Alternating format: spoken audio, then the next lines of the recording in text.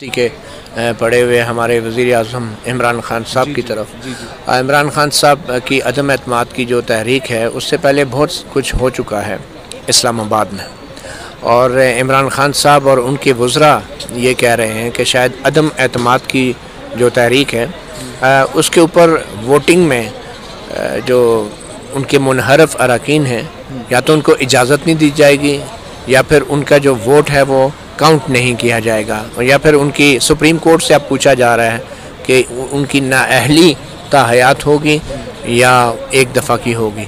तो आप अगर इस सूरत हाल में एक वज़ीर-ए-आज़म होते, एक सियासतदान होते, तो आप क्या करते? पहली बात तो ये है कि मैं पान खाता, इसलिए कि पान खाने से मुंह बंद रहता है।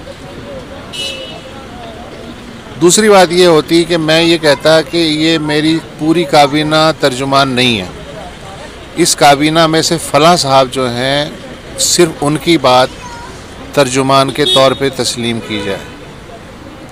तीसरी बात मैं ये करता कि चूँकि ज़रूरी नहीं है कि मैं अगर हाईएस्ट ओहदे पे बैठा हूँ तो मैं कोई कानूनदान भी हूँ और कोई दिग्गज किस्म का जो है वो मेरा जुडिशल एक्सपीरियंस भी हो। ये जिनका काम है ये उन्हें ही करना चाहिए। आपके पास पूरी लॉ मिनिस्ट्री मौजूद है, पूरा नेशनल असम्बली का सेक्रेटेरिएट मौजूद है, इलेक्शन कमीशन मौजूद है और आला अदालतें मौजूद हैं। ठीक है, जो भी रेलेवेंट मसला है, जो भी कंसर्न इदारा है, उसको बुला के आप कहें कि यार ये मुश्किल है, इसमें ये जो शिक़े हैं आइन की, इनका क्या मतलब है और ये किस तरह लागू होती हैं। जब वो ब्रीफिंग दे दें जो कि टेक्निकल और प्रोफेशनल ब्रीफिंग हो, उसके बाद अपना आप मुंह खोलें और आपकी जो भी ख्वाहिश है उसको आप बयान कर सकते हैं। या होता ये है कि पहले आप नज़रिया इजाफ़त पेश कर देते हैं और उसके बाद कहते हैं कि चूँकि मैंने ये बात कह दी है लिहाजा उसके हिसाब से जो है रेलेवेंट शिकें वगैरह जो है उनको सीधा उल्टा किया जाए। तो इस तरह काम नहीं चलता। मसलन मैं जितना भी ताकतवर हूँ आज की दुनिया में, मगर आइन को मैं तोड़ मरोड़ अपनी मर्ज़ी से तो नहीं कर सकता ना।